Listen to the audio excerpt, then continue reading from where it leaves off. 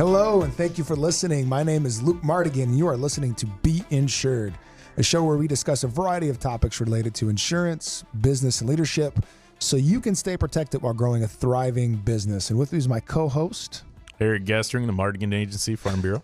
For our listeners who are thinking or just interested in the idea of buying or selling a business, it's a complicated process, maybe a little overwhelming even when you think about it. And Eric and I help our clients walk through everything from the insurance standpoint, but we wanted to break this topic down for people and provide an accurate view of what this process looks like and what your expectations should be and important tips if you're looking to sell your business. So today we are talking about how to get your business ready to sell. Yep. So we broke this up into two parts, focusing on each side of the transaction. We're going to talk about the sellers today. And we're very excited to be joined by a phenomenal lineup of guests. I'm Jessica Starks. I'm with Transworld Business Advisors. I'm a business broker. I'm David Williams. I'm an attorney at Bossenbrook Williams in East Lansing. Thank you both for joining us. You're both trusted advisors in my world, and I know you're going to bring a lot of value today. Jessica, if I'm a business owner, I own an insurance agency. If I wanted to sell my agency, how far in advance should I be thinking about that sale and preparing for it?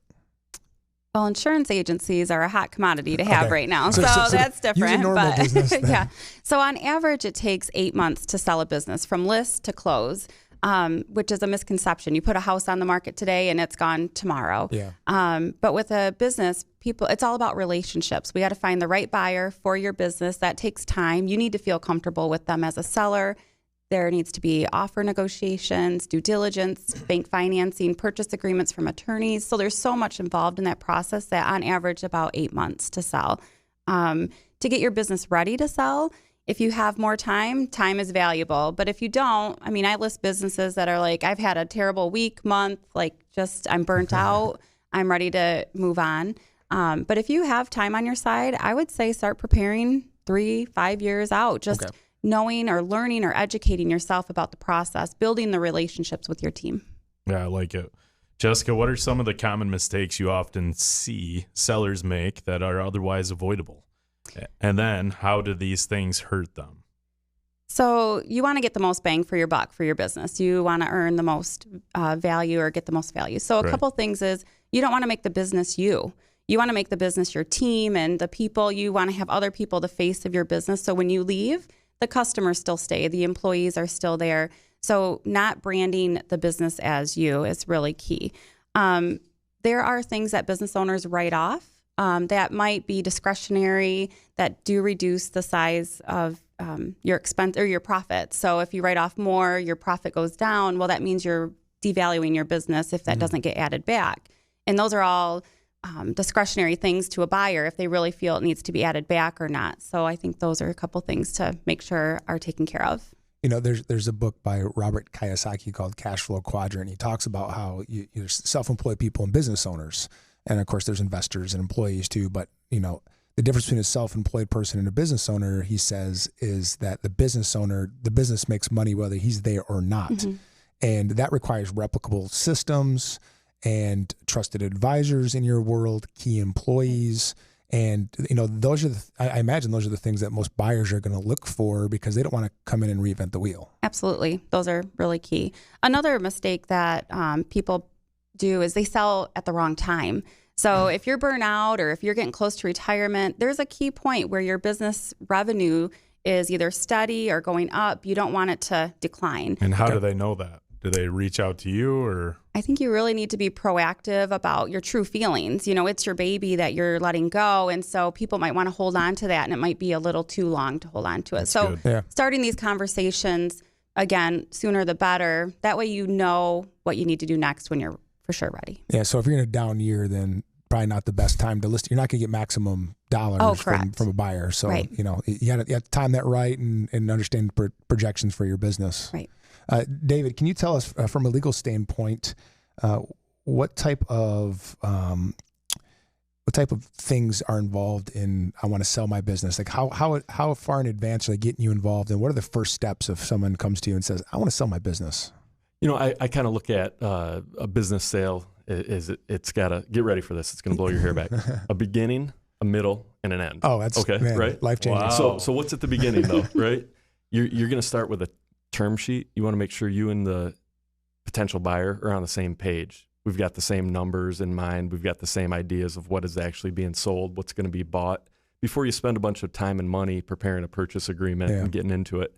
And you're always going to want to make sure that those are not binding. We want the purchase agreement to be binding, not any of these preliminary agreements. Okay. As a seller, you're also going to want to make sure, if I'm going to let somebody into this business who incidentally I know wants to be in the exact same business I'm in the exact same territory, I want to have a confidentiality agreement 100%. to make sure if I'm going to let you in. Yeah. Yep. I'm not going to be sharing information with you that you're going to later use to compete against me if this doesn't go through. Yep. Trade secrets. Yep. So at the very beginning, we're going to, work out what are the general terms, have a confidentiality agreement, possibly a letter of intent, maybe not, but we're going to want to make sure that beginning stuff's not binding. And then we're going to do a purchase agreement. And that's going to be sort of our guidebook for the entire transaction. Once we're into that, the buyer's going to have some safety valves through due diligence to be able to back out if they don't like what they see. Yeah. But that's going to guide. Kind of like an inspection on a house where it's, if there's something you don't like, that's enough reason to get out of the PA. Exactly. Yep. And the PA is going to spell out exactly what is going to be bought and sold too. A seller wants to sell the stock or membership interest in his company usually. A buyer is only going to want to buy the company's assets because they don't want to get the liabilities. So you're going to have to work all that stuff out in the beginning. That's fascinating. And when I think of selling a business in the legal portion of it, I think about even before they're going to go sell it. Do they have employee agreements in place? Do they have, basic like business owner things, employee agreements? Do they have job descriptions? Do they, all the things that your attorney operating agreement? How many LLCs are out there that they just filed their paperwork with the state, paid their $30 and they have an LLC with no operating agreement? There's a lot of due diligence on the front end where you need to have a good attorney who's actually building the foundation of your business, because then when you come to the table, you've already done a lot of the work for the buyer. They can kind of just step into those systems and processes and not have to go pay an attorney $6,000 for contracts for their salespeople. Crazy things like that. Yeah. So David, what does someone have to have prepared before and after when they give you a call, when they're prepared to sell? I don't think that anybody has to have anything prepared to give me a call. They just got to be prepared to talk through things, be really open and honest with me, because we want to know exactly what are going to be the sticking points. What are these issues like Luke brought up? If you haven't kept minutes of your meetings, if you've got a partner in your business who you're not telling me about or something like that, these things could make the transaction fall apart. So we want to make sure that we know exactly who the players are, who are the decision makers, what are we selling, and what is the buyer actually going to get? If they buy your business, are they going to get the entire sales staff, or is the entire sales staff going to go out because there was no agreement like Luke mentioned? Yep. So you want to start in advance and making sure that you're going to actually be selling something of value that the buyer actually wants. Yeah, and I think one of the things that I would want, and Eric's the perfect example of that, is the Mardigian Agency is not the Mardigian Agency without Eric. So if I'm buying the Mardigian Agency, I want him to come along. He's kind of like the foundation of it, that key person. And so we talk all the time with employees or employers about key man insurance policies, where, some people call it golden handcuffs, key man. Basically, if that person were to die 30 days before you close on the sale, it could be the deal breaker. They could say, well, nope, because that employee is not going to be part of it. I can't run the business without them, and we're out. And you can insure against that just by having a simple life insurance policy that pays for that person's salary maybe for 3 or 4 years, plus maybe a signing bonus.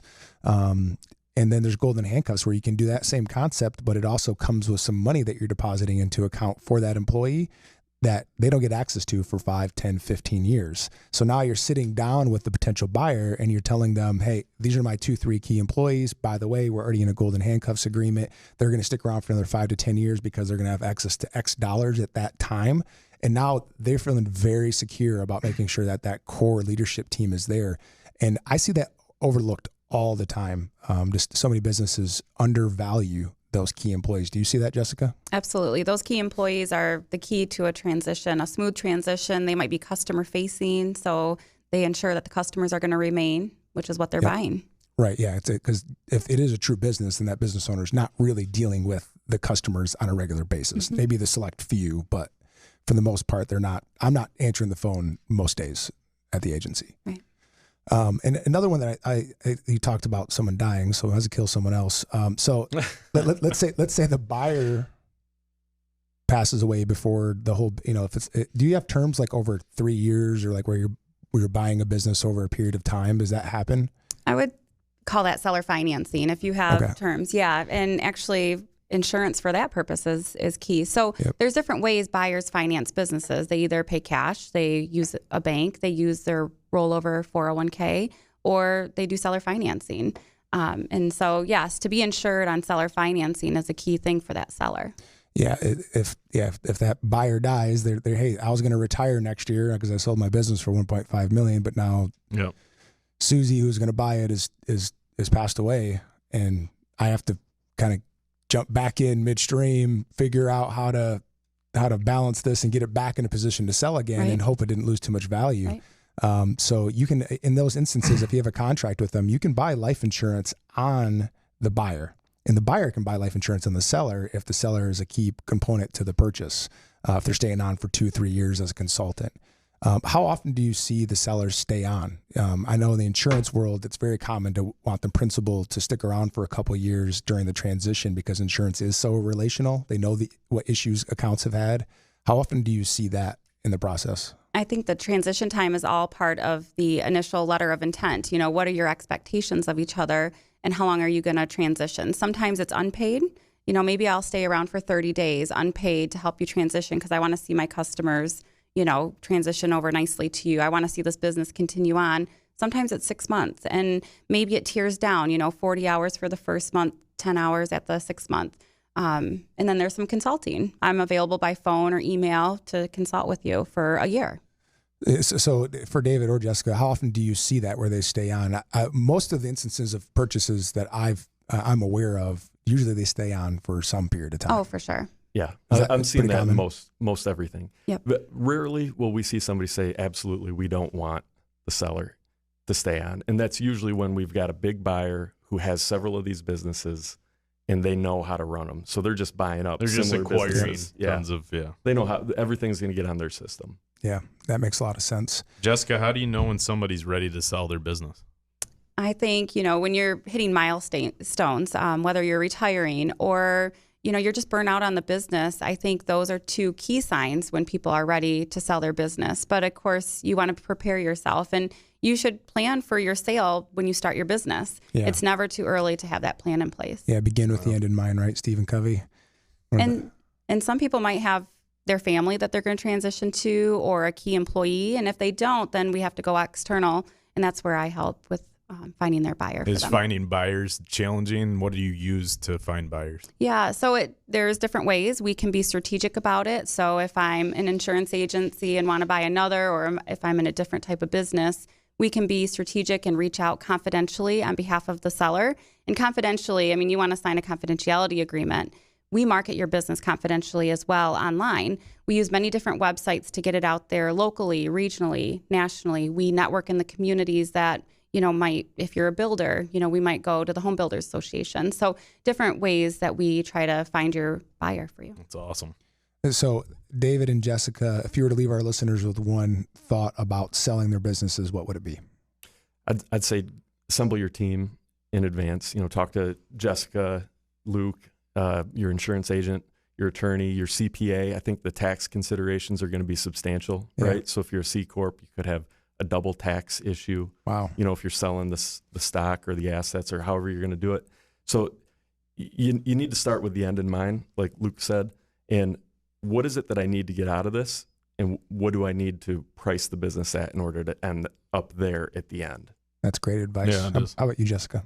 Trusted advisors, your whole team of people is key, but confidentiality is really important in selling a business. You need to have someone working with you on your behalf to confidentially represent because you don't want to lose your employees, your customers through the process. So to keep it confidential is key. And you're always going to hit bumps in the road. So to get through those, it's easier with someone in the middle. Yeah, so don't announce on Facebook that you want to sell your business No. because one day you're ticked off and you lost your best client or whatever is the scenario. So Jessica, how can people connect with you?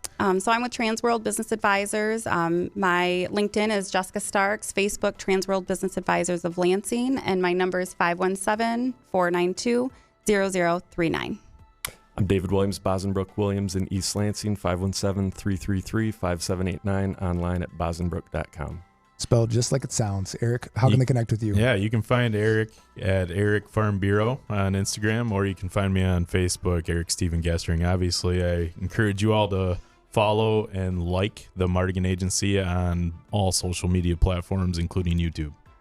Thank you for listening to today's show. I hope it gave you some great tips, and thank you to my guests for joining us. Thanks, and we'll see you next time on Be Insured.